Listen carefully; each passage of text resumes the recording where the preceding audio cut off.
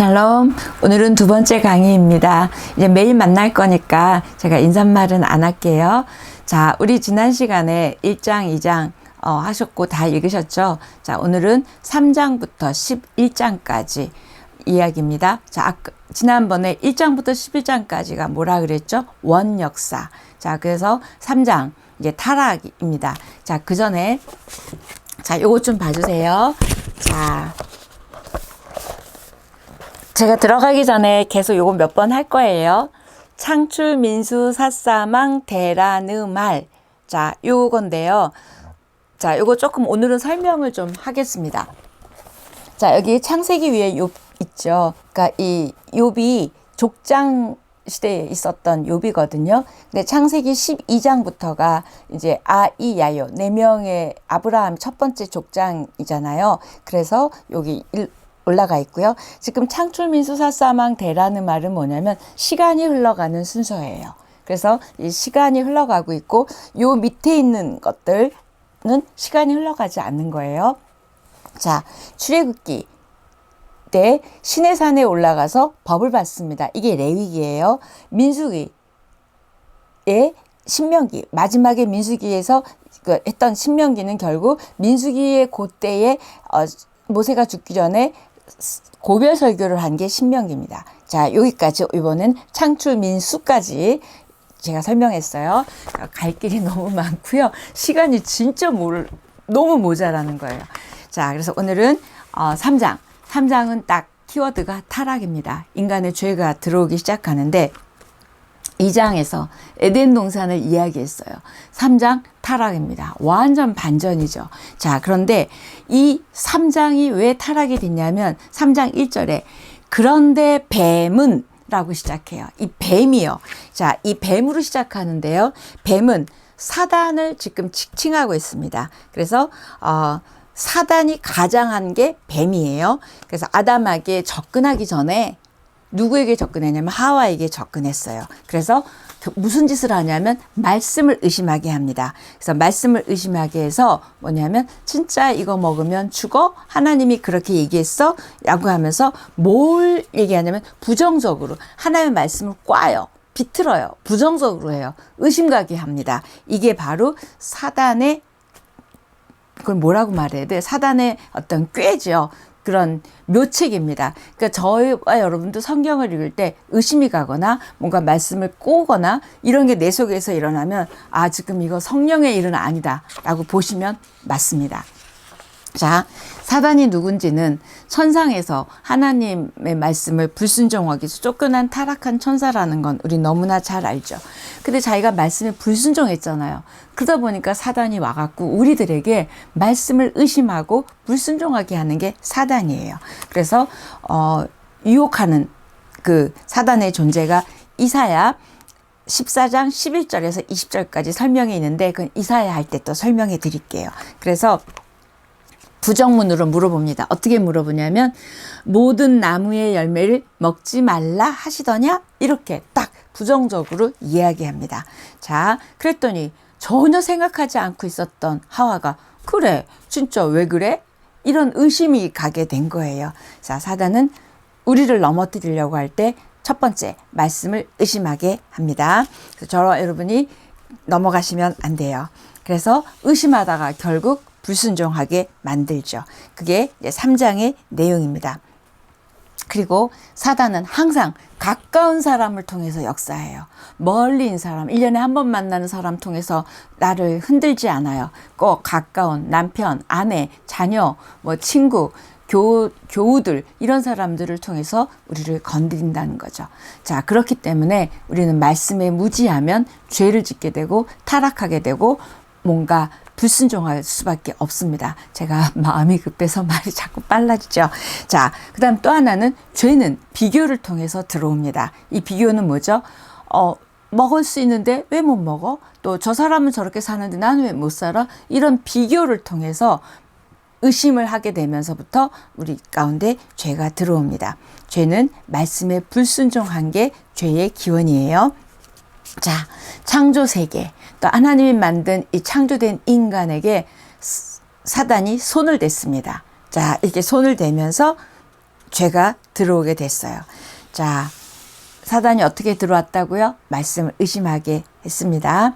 자, 저와 여러분이 성경 전체를 보면 결국 영적 전쟁은 이 말씀 전쟁이에요. 그리고 이 말씀을 계속 우리가 못 믿게 하고 또 말씀을 의심하게 하는 그 다음에 이 말씀을 의심하고 못 믿게 하는 게 뭐냐면 내 안의 교만, 그 다음에 자기 중심성입니다. 그래서 이것들을 지금 사단이 이 아담과 하와를 넘어뜨리는 이 방법으로 우리들에게도 접근하고 있습니다. 근데 3장 6절에 보면 먹음직하고 보암직하고 탐스럽다 그래요. 이게 요한 1서에 보면 육신의 정욕, 안목의 정욕, 이생의 자랑이라 그러죠. 이 세 가지 이 유혹이 바로 이제 우리가 죄를 짓게 되는 통로입니다. 그래서 이 세 가지가 죄의 출발지죠. 그래서 지난번에도 말씀드렸지만 큰 복을 받은 우리가 이 먹을 것 때문에 그 의심 때문에 흔들리기 시작합니다. 자, 그래서 사단의 가장 큰 일은 말씀을 의심하게 할 뿐만 아니라 우리의 삶의 운전대를 하나님이 아니라 내가 잡게 하려고 하는 게 사단의 방법입니다. 그래서 이제 3장이 인간의 타락이 시작이 됐죠. 자, 이렇게 죄가 들어오자마자 인간이 확 변해요. 완전 변합니다. 어떻게 변하게 되냐면 하나님을 피하게 돼요. 그래서 8절에 보면 낯을 피하고 숨게 됩니다. 여러분이 자꾸 이렇게 말씀을 피하고 그다음에 뭔가 숨고 싶은 것 이거 증세죠. 증세. 그때 피하고 숨으니까 하나님이 먼저 다가오세요. 그러면서 아담아 내가 어디 있느냐 물어봅니다. 이때 어디 있느냐는 장소를 물어보는 게 아니라 내 영혼의 현주소는 어디 있니? 지금 나랑 어느 정도 거리에 떨어져 있니? 라고 저 여러분에게 질문하시는 거예요. 누구누구야? 넌 어디 있니? 너에게 나한테 잘 안 보이니? 왜 나로부터 멀리 있니? 이 질문이에요. 자, 결국 끝끝내 하나님은 성경 전체를 통해서 넌 어디 있니? 라고 우리에게 질문하십니다. 하나님이 먼저 화해하려고 다가오셨어요. 그랬더니 아담이 네 하나님 제가 선악과를 먹었어요. 이랬으면 될걸 변명하고 탓하고 또 떠넘깁니다. 당신이 만들어준 여자 때문에 그랬어요. 이렇게 얘기합니다. 자, 이렇게 우리는 죄에 대해서 고백하고 회개하기보다는 먼저 변명과 원망과 탓하기가 아주 쉬운 죄성이 있는 우리들입니다. 그 다음에 창세기 3장 15절, 창세기 전체에 아주 중요한 말씀, 창세기 3장 15절인데 이게 원복음이에요. 원시복음이라고도 하고 또는 에덴복음이라고도 합니다. 여러분 잘 아시는 말씀이니까 시간상 읽지는 않겠습니다. 뭐냐면 여자의 후손이 와서 뱀의 머리를 상하게 할 거고 뱀은 그 여자의 후손을 발뒤꿈치를 상하게 할 것이다. 이 이야기 여러분 잘 아시잖아요. 이 얘기는 결국 뭐냐면 여자의 후손은 예수 그리스도를 말하고 그 다음에 발뒤꿈치를 상하게 하지만 결국 머리를 상하게 한다는 얘기는 하나님 나라의 영적 전쟁을 선전포고를 하면서 결국 하나님 나라를 이렇게 이루어 갈 것이다. 이야기하고 있습니다. 머리가 중요해요? 발이 중요해요? 당연히 머리가 중요하죠. 그런데 그 머리를 깨트리신다는 거예요. 그러나 사단이 여자의 후손의 발뒤꿈치는 살짝 상하게 한대요. 예수 그리스도가 십자가에서 달려 죽으시죠. 그러나 부활하셔서 승리하셔서 우리가 구원을 받게 될 것에 대한 복음의 이야기가 창세기 3장 15절 말씀입니다. 그래서 결국 이 선언은 창세기뿐만이 아니라 계시록 끝까지 결국 이 이야기입니다. 어떻게 예수 그리스도가 오시고 승리하게 될 것인가에 대한, 그래서 하나님의 나라가 이루어갈 것인가에 대한 이야기입니다. 저와 여러분은 이렇게 머리 잘린 뱀 무서워해서는 안 돼요. 폐잔병 같은 뱀 무서워해서는 안 됩니다. 사단의 세력 결코 우리가 무찌를 수 있고 이길 수 있음을 예수 그리스도가 승리하셨잖아요. 그러면 우리도 승리하는 겁니다. 그래서 구약의 전체 과정은 이 뱀의 머리를 상하게 할 예수 그리스도, 다시 말하면 메시아를 보내겠다. 또는 어떻게 오시는지, 그다음에 그 메시아가 어떻게 하나님의 나라를 성취해가는 과정이 나와 있습니다. 자, 3장 21절에 보면 가죽옷이 나옵니다. 하나님이 친히 이 가죽옷을 만들어서 덮어주셨어요. 이 얘기는 뭐냐면 우리의 죄를 덮어주신 거예요. 그 다음에 가죽옷은 어떻게 만들죠? 짐승을 죽여야 만들 수 있죠. 그래서 결국 피 흘림이 없는, 그러니까 피를 흘려야 되죠. 죽이니까. 그러니까 이 피 흘림이 없는 제사는 우리의 죄를 용서할 수 없는 레위기라든지, 그다음에 나중에 결국 예수 그리스도가 죽어야 됨을 예표하는 게 이 가죽 옷입니다. 그래서 피 흘려 죽으신 예수님의 모형 또는 그림자라고 이야기할 수 있습니다. 창세기에서만 해도 벌써 우리를 구원해 주실 것에 대해서 굉장히 여러 예가 나오는데, 일단 아담의 가죽옷, 그 다음에 아벨의 제사, 그 다음에 노아의 구원의 방주, 이렇게 창세기만 해서도 벌써 그런 것들이 예수 그리스도가 오셔서 죽으심으로 우리를 구원하실 것들을 예표합니다. 창세기 3장 15절, 창세기 3장 21절, 굉장히 중요한 우리에게 하나님의 은혜와 구원의 예표입니다. 꼭 기억하십시오. 그래서 이렇게 해가면서 하나님이 우리를, 하나님의 나라를 만들고 우리를 구원해 가신다는 이야기입니다. 4장부터 11장까지는 아담의 죄를 이어받은 인류가 어떻게 타락해 가는지 나옵니다. 그래서 4장, 여러분 잘 아는 가인과 아벨. 자, 가인과 아벨은 너무 잘 아시지만 꼭 중요한 이야기는 왜 가인의 제사는 안 받았고 아벨의 제사는 받았는지는 여러분이 히브리서 11장에 보면 나오는데요. 이때 히브리서 11장에 보면 믿음으로 아벨이 제사를 드렸대요. 결국 믿음으로 한 것은 받으시고 그렇지 않은 건 안 받으신다라는 이야기가 히브리서 11장의 4절에 나오게 됩니다. 그래서 재물의 문제가 아니라 믿음의 문제입니다. 저와 여러분에게도 믿음의 문제예요. 드리는 사람을 보신 거예요. 예배 드리는 행위만 본 게 아니라 사람을 보고 있는 게 이 가인과 아벨의 이야기입니다. 자, 그래서 4장 5절에 보면 가인에게 얘기를 했더니 가인이 얼굴색이 변했대요. 여러분은 언제 얼굴색이 변하세요? 결국 그런 얼굴색이 변한 가인에게 하나님이 6절부터 10절까지는 4가지 질문을 하는데, 이 하나님의 질문은 너 왜 화내? 너 왜 얼굴색이 변해? 네 동생 어딨어? 너 뭐하니? 이런 질문을 하는데 결국 이거는 다 우리들에게 하나님이 하시는 질문이에요. 그래서 하나님의 질문은 본질적인 질문이십니다. 저 여러분이 성경에 나오는 질문을 만날 때마다 여러분에게도 질문을 하십시오. 자, 그 다음에 가인의 후손들은 그럼 어떻게 됐을까? 가인이 쫓겨났죠. 그래서 그 후손들은 어떻게 됐는지가 나오는데, 그게 라멕의 노래가 나와요. 자, 이때 4장 16절에 보면 여호와 앞을 떠난 가인이 나옵니다. 자, 떠났다. 하나님으로부터 멀어진 거죠. 그래서 놋 땅을 가는데, 이 놋이라는 단어는 유리 방황이라는 뜻입니다. 그래서 에덴이라는 단어와 굉장히 비교되고 있죠. 그래서 4장에 라멕의 노래가 나오는데, 이 라멕의 노래는 칼의 노래예요. 성경에 처음 나오는 노래가 이렇게 살인을 소재로 삼고 있습니다. 이게 얼마나 인간이 죄로 타락됐는지를 얘기하고 있죠. 그래서 이제 16절부터 4장 뒤에 보면은 가인 이하, 가인 다음에 7대까지 이어지는 족보가 나옵니다. 네피림이나 니므롯 같이 이런 가인의 계열의 사람들이 나오는데, 그 사람들이 굉장히 문명을 발달시켜요. 목축도 하고 악기도 만들고 무기도 만들고 그래요. 그런데 세상적인, 세속적인 자기 힘을 키우는 문명은 키우지만 하나님하고는 전혀 상관없는 가인의 후손들이 문명을 만들어 갑니다. 오늘날 현대 문명도 하나님과 상관없는 문명 아닌가요? 자, 이렇게 문명을 가인의 후손들은 만들어 가고요. 그 다음에 이때 그들은 그렇게 번성해 가고 있을 때 하나님께서는 그들을 통해서 하나님의 나라가 이어갈 수 없기 때문에 하나님은 아벨이 죽었잖아요. 그래서 그 아벨의 뒤를 이어서 아담에게 아들을 주게 됩니다. 그게 누구냐면 아벨 대신에 다른 씨를 주셨다고 표현하는데, 그게 바로 이제 셋 나옵니다. 셋. 근데 그 4장 26절에 보면 셋도 아들을 낳고, 근데 거기 25절에 보면 아담이라는 단어, 그다음에 셋 나오고요. 그다음에 셋이 또 아들을 낳습니다. 그 아들의 이름이 에노스입니다. 이거 잘 기억해 놓으셔야 돼요.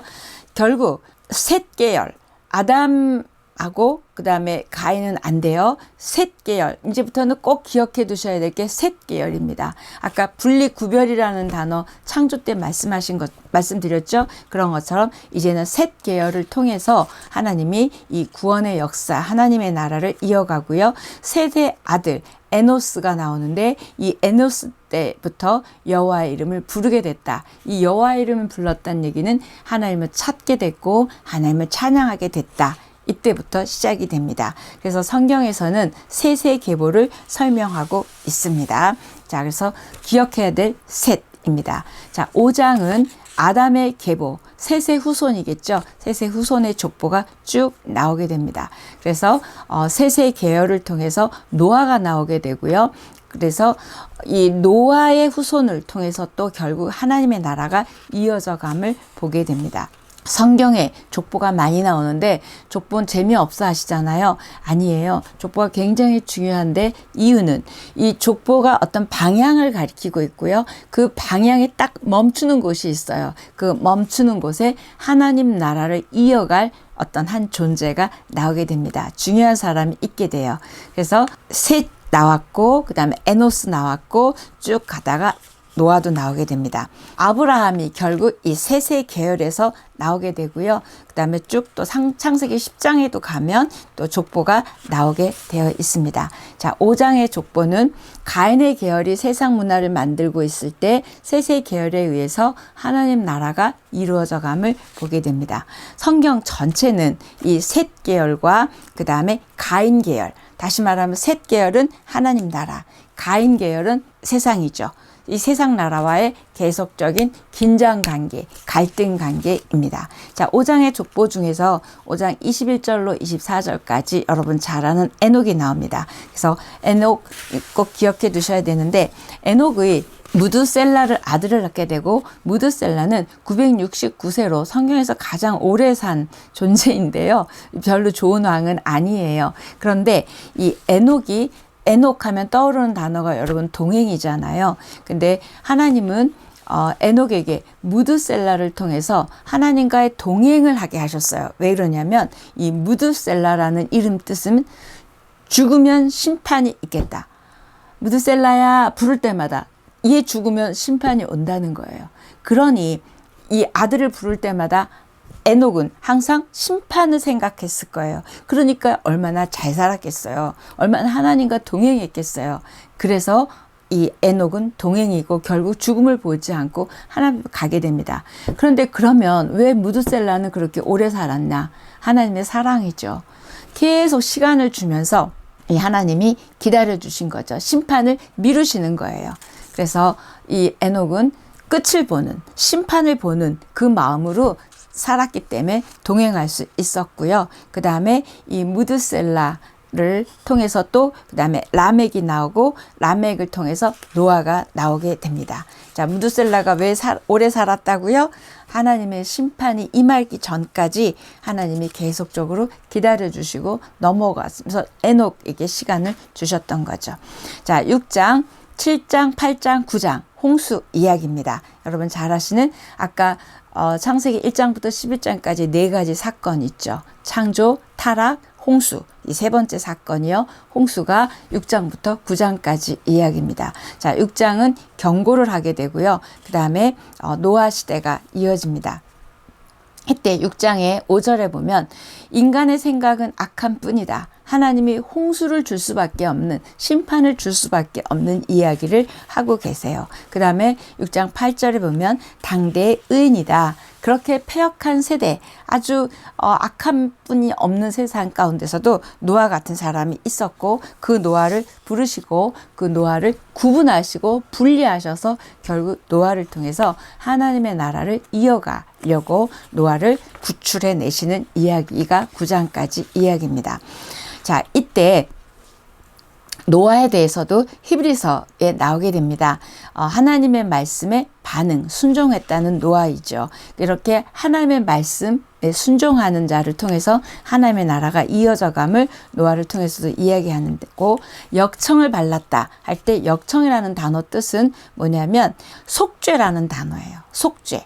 결국 역청을 발라서 물이 못 들어오게 되는 것도 분리 구별이지요. 그래서 심판의 물이 들어오지 못하게 분리 구별해 놨다는 게 역청입니다. 자, 그 다음에 이때 노아가 그 산에다 배를 만들었어요. 그럼 사람들이 다 미쳤어 그랬을 거 아니에요. 그런데 이렇게 조롱하는 사람들 속에서도 노아는 흔들리지 않고 배를 뚝딱뚝딱 만듭니다. 저와 여러분이 믿음 생활 할 때도 사람들이 우리를 비웃고 조롱해요. 그게 믿어지냐? 그런다고 뭐 일이 일어나냐? 이런 조롱과 비웃음이 있습니다.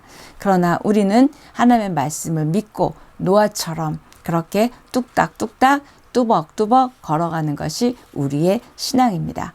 그리고 땀투성이가 돼서 배를 만드는 노아의 그 묵묵히 순종해가는 모습을 통해서 하나님의 나라가 이루어졌듯이 묵묵히 우리가 순종해가는 우리 한 사람 한 사람을 통해서 하나님의 나라가 이루어지고 있습니다. 현대의 방주는 교회이기도 하고 현대의 방주는 예수 그리스도입니다. 그 시대는 노아를 구원하기 위해서 방주를 만드신 것처럼 우리들을 구원하기 위해서 방주이신 예수 그리스도를 보내주셨습니다. 7장 홍수 사건이 일어났고요. 8장 홍수가 그치게 됩니다. 그 다음에 9장 이제 노아의 가족들에게 하나님이 새로운 창조를 시작하죠. 그래서 9장 11절부터 13절을 보면 무지개 언약을 주시는데요. 이때 언약은 결국 하나님의 약속입니다. 그래서 무지개 언약 잘 기억해 두시고요. 그 다음에 9장을 보면 그렇게 당대의 의인이었던 노아가 9장 20절 이하에 보면 술을 먹고 하체를 드러내고 자고 있어요. 그럴 때 아버지의 이 허물을 덮어준 아들과 그렇지 않은 아들을 하나님이 저주하시는, 그러니까 노아가 저주를 했는데 그 이후에 그 노아의 후손들이 이제 나뉘어지게 됩니다. 그래서 아들 함을 저주하게 되죠. 그래서 이 함의 아들이 나중에 함의 아들 가나안을 저주하게 됩니다. 자, 이 사건은 그렇게 의인이었던 노아도 이런 엄청난 실수를 하게 되고 또 저주를 하게 되죠. 그리고 또 그 저주대로 결국 이 함의 후손 가나안은 여러분 아시죠? 우상이 넘치는 그런 가나안이 돼버리죠. 이때 주시는 메시지는 뭐냐면 아무리 믿음이 있었어도 우리가 끝까지 잘 지키지 않으면 이렇게 삐끗 할 수 있다는 것과 또 하나는 뒷걸음 쳐서 그 죄를 허물을 덮어준 아들과 그렇지 않은 아들은 엄청나게 구별이 됩니다. 여러분은 남의 허물을 덮어주는 자인지 허물을 까발리는 자인지 보십시오. 하나님이 어떤 자를 기뻐하시는지. 그래서 수지 취해서 인사불성이 돼가지고 하체를 드러낸 그런 수치스러운 아버지를 뒷걸음질 쳐서 차마 자기도 보지 못하고 뒷걸음질 쳐서 덮어준 아들에게 축복이 가게 됩니다. 창세기 10장 노아의 아들들의 족보가 나옵니다. 그래서 노아의 아들이 누구죠? 셈, 함, 야벳이죠. 그래서 이 함이 저주를 받게 된 거예요. 셈, 함, 야벳입니다. 자, 그래서 홍수 이후에 세대의 족보가 10장에 나옵니다. 그래서 셈을 통해서 아브라함이 나오게 되고요. 11장 바벨탑 사건입니다. 여기까지가 원역사죠. 자, 바벨탑 사건 여러분 잘 아시죠? 내 이름을 내고 싶어서 뭔가 있는 거예요. 저와 여러분도 교만이 들어오면 내 이름을 내고 싶고요. 하나님의 성령이 충만하면 우리 하나님을 높여드리고 싶은 거예요. 자, 여러분 어떠신지요? 바벨이라는 뜻은 혼돈, 흩어짐이란 뜻입니다. 그래서 죄의 본성인 자기중심성, 교만, 아까 우리 선악과 얘기할 때 있었죠. 지난번에 그런 것처럼 바벨도 그렇습니다. 그렇게 선악과로 또는 노아 사건으로 있었건만 인간은 또 이렇게 바벨탑을 자기중심성 교만으로 쌓고 있습니다. 그런데 하나님이 이걸 통해서 흩으시죠. 근데 저와 여러분도 지금 바벨탑을 쌓고 있지는 않은지요. 결국 이건 뭐냐면 흩어질 것들을 지금 열심히 쌓고 있고 모으고 있다면 지금 저와 여러분도 여러분의 바벨탑을 쌓고 계신 거예요. 내 이름 내려고 하는 거 있다면 그건 바벨탑을 쌓고 있는 겁니다. 그래서 실제로 이 바벨이라는 단어에서 나온 게 나중에 이제 바벨론이라는 나라가 나오게 되죠. 또 요한계시록 11, 14, 20장에 보면 이 바벨론은 세상 나라를 의미하기도 합니다. 자, 11장 4절에 그 자기의 이름을 내기 위함이었다. 이 우리한테 주는 많은 의미가 있습니다. 자, 그래서 이 바벨탑 사건을 통해서 인간이 얼마나 또 욕구가 죄성이 있는지 보게 됩니다. 자, 그 다음에 11장의 마지막에 참 묘하게 끝나게 되는데 이때 뒷부분에 보면 11장 27절부터 끝절까지에 보면 데라의 족보는 이러하니라 하면서 데라가 나옵니다. 그러면서 아브라함, 나홀, 하란. 아브라함의 아버지 데라가 나오게 됩니다. 슬슬 아브라함을 준비시키시는 거예요. 그래서 하나님이 바벨탑을 흩으시면서 또 아까 가인을 치면서, 그러니까 아벨이 죽고 나니까 셋을 준비시킨 것처럼 지금 바벨탑을 흩으시면서 또 지금 하나님이 아브라함을 준비시키려고 데라를 슬쩍 꺼내십니다. 그래서 다시 말해서 이제 또 하나님의 나라가 이어져 갈, 하나님의 족보를 이어갈 아브라함을 준비하는 것이 나오게 됩니다. 자, 11장까지의 원역사 이죠. 이 원역사 바벨탑 사건으로 인류가 분산되고요. 셈의 계보에서 이제 아브라함이 등장시킬 준비로까지 11장까지가 끝나게 됩니다. 오늘 11장까지 읽으시면 되고요. 자, 1장부터 11장까지가 원역사입니다. 여러분 여기까지 밀리지 마시고 내일 12장 들어가겠습니다.